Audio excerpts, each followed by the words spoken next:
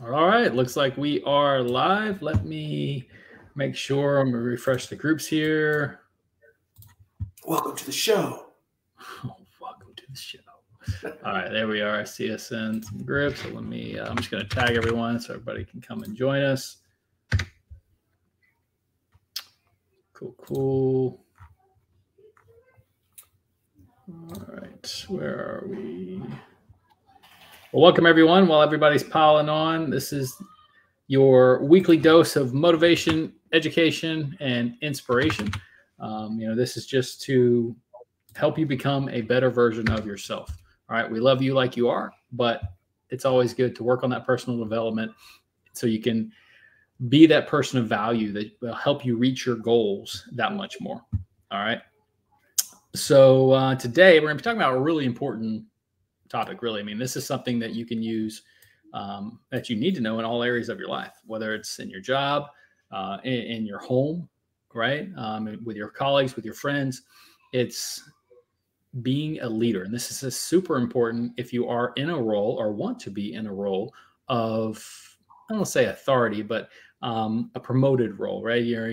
Maybe you're one of your company's managers, whether you're one of your company's leaders, or even inside of this community, right?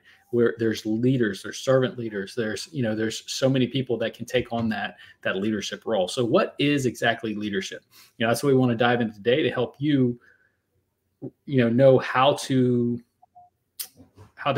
go on that journey that much more effectively, if that makes sense, right? So to start off, I'm going to ask Jay a question. All right, Jay, do you love your wife? You shouldn't have to think about it. Yes, of course, I love my wife. Yes. All right, prove it. Like, what's the metric? Give me the number that helps me know, right? Because when you met her, you didn't love her, right? But now you do love her. So tell me the day that happened. It's an impossible question, right? But it's not that it doesn't exist. The answer actually does exist, but it's much easier to prove over time, right? So leadership is the exact same way. It's about transition. It's about what happens over a given amount of time. Right. It's the same thing with like exercise, right? You go to the gym and you come home and you look in the mirror and you're like, didn't do any good today.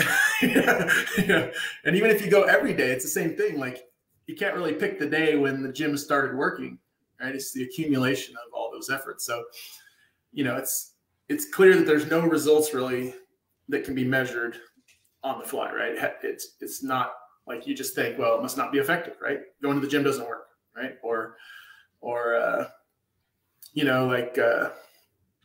like when you start dating somebody, right? You're like, you bring her flowers, she doesn't fall in love with you that first time. You're like, well, it doesn't work. We can't go out anymore. It's just not the way it works. So, I bought her flowers and I wished her happy birthday and she doesn't love me, right?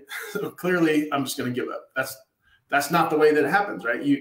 If you believe that there's something there, if you believe there's something worth going after, whether it's a relationship or a level of fitness or level of leadership, right?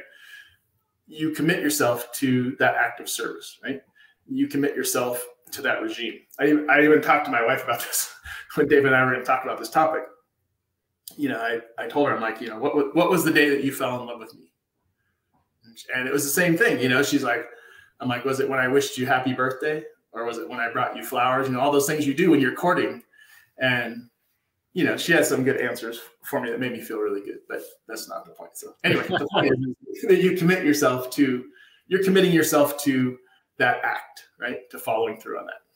Yeah, I mean, exactly. Like, even with the exercise, right? You mentioned, going to the gym. You can screw up, right? You can eat chocolate cake one day and you can skip a day or two and your progress will allow for that. But if you stick with it consistently, I'm not exactly sure what day, but you will start getting into shape. I know it, right? It's been a proven fact. And the same with Jay's relationship, right? It's not about the events. It's not about the intensity of each individual event. It's about the consistency, right? You go to the dentist you just go to the dentist twice a year and do nothing in between, what will happen? Your teeth will fall out. You'll get cavities. You have to brush your teeth every single day, supposed to, for 2 minutes. Now, whether you brush it for a full 2 minutes, well, it's yet to be seen. But the point is, you brush them every day, twice a day, right? Flossing once a day. What does that do? What does brushing your teeth twice a day do in itself? Really nothing, right? Unless you do it every day, twice a day. It's the consistency of it. Going to the gym one time for 9 hours is not going to get you into shape. But working out every day for about 20 minutes will get you into shape. What are you going to say, Jay? I actually just heard this analogy the other day. I can't remember who said it, but he said, like, you can't get 9 women pregnant for a month and have a baby. It's one woman that has to be pregnant for 9 months. It's the same. It's like the same analogy. It's so funny that I just heard that. But yeah, like I was saying, it's not a one-time event. You have to do it consistently, like working out. Go to the gym every day for like 20 minutes, and that will help you get into shape, and you will eventually get into shape. Yeah. And so the problem is, when you relate this to like leadership, most people treat leadership with intensity, right? They have, some offsite retreat, right? Where you take your leadership team and they invite a bunch of high profile speakers and they give everybody a certificate, right? And now you're a leader. And those things are like going to the dentist without brushing your teeth, right? They're important, right? They're important, but they're good at reminding us or getting us back on track, right? Learning those lessons. But it's really the daily practice, right? All of the monotonous little things that we do day in and day out, like brushing your teeth, that matter the most, right? She didn't fall in love with me because I remembered her birthday, or I brought her a drink without her asking because I was getting myself a drink, right? Or flowers on Valentine's Day. All of those things help, right? But she fell in love with me because when I woke up in the morning, I said good morning to her before I checked my phone, right? I said, I said I love you just as I'm passing her in the hallway, right? She just trying to think of a way to vocalize it. She fell in love with me because when I went to the fridge to get myself a drink, I got her that drink, right? It's just all of those little things combined, right? I got her one without asking. She fell in love with me because when I had an amazing day and then came home and she had a crappy day, right? Which happens a lot at my wife's work, right? Instead of, she's telling me about her day and I'm like, oh yeah. But let me tell you about my day. My day was awesome, right? That's not the way to get your wife to fall in love with you, right? It's, what's that saying? You have 2 ears and 1 mouth for a reason, right? You should use them in that ratio, right? So.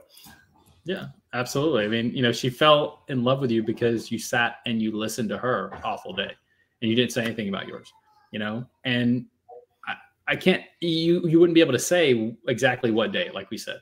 It's no particular thing you did.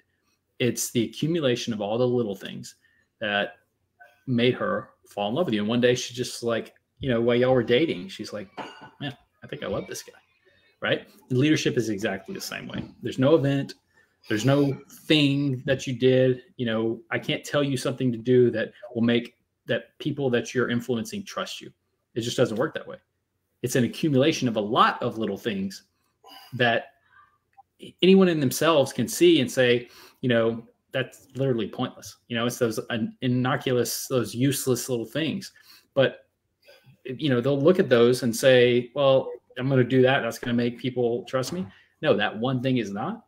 But if you do them over time, they will start to trust you. They will start to see you as a leader. Like, saying good morning to someone and looking in the eye and actually listening for the answer, right? How many times do you just brush somebody off, hey, good morning, whatever, and you really don't care, right? You look at them in the eye and you really wait for the answer. That'll make a difference. I've caught myself, like, somebody will ask me, like, how are you?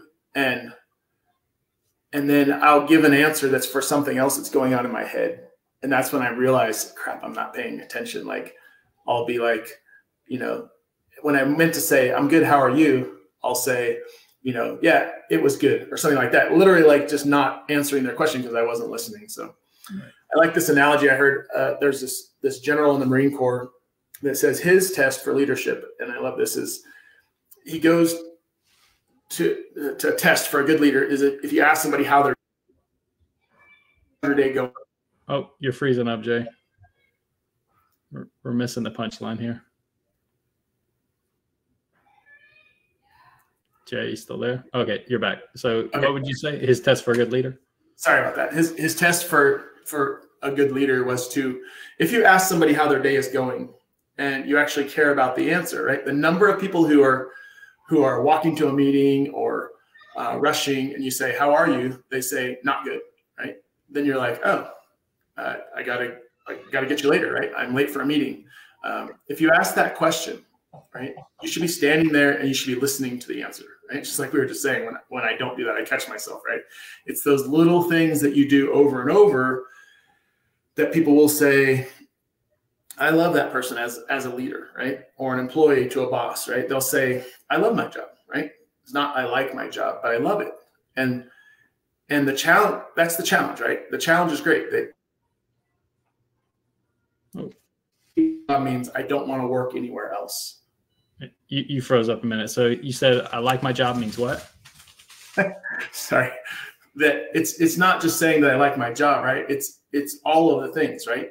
The challenge is good here. They pay me well. I like the people, right? I love my job means I don't want to work someplace else, right? I don't care how much somebody else is going to offer me, right? I'm devoted to the people here, right? To this community, to this leader. And I care a lot about the people here as if they were my family, right? That's when you can really tell what leadership is. Yeah. No, I mean, like in business, people have colleagues and coworkers, right? But you mentioned the guy, the general, right?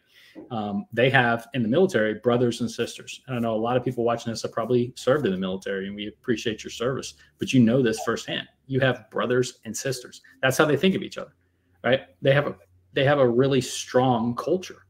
And if you have a strong culture and I'll say whatever your group is, whether it's your job or whether it's some team or whatever it is, people will think of you and each other as brothers and sisters. People say it's like a family. Well, no, it's not like a family. It's brothers and sisters. It's a deep love. You might fight, right? You might bicker with one another, but the love doesn't go away. I have 6 siblings, all right? And our house was chaos growing up. We fought like cats and dogs. But if one person outside of those 7 was to come up and threaten one of our siblings, you better believe we'd all pounce on them in a second, right? Because they're going to have to deal with me before they can get to my sister, or deal with me before they can get to my brother, right? So if anything else shows up, it's a unified front, and that's what you want. It's brothers and sisters. Now, how do you create brothers and sisters out of strangers, colleagues? Well, common beliefs, common values, right? You're the parent as the leader, or even in your family, you are a parent and the role of authority, and you have to care about your children's success. You care to raise your children, teach them skills, discipline them when necessary, help them build self-confidence so they can go out and achieve more than you ever could. That's your job. So that's leadership. Leadership is doing all of those things continuously, day by day, and really caring about those people and letting them feel that you truly care about them. All right. So hopefully that, gives you a better understanding of leadership. Leadership is not an event. It is a continuous daily practice.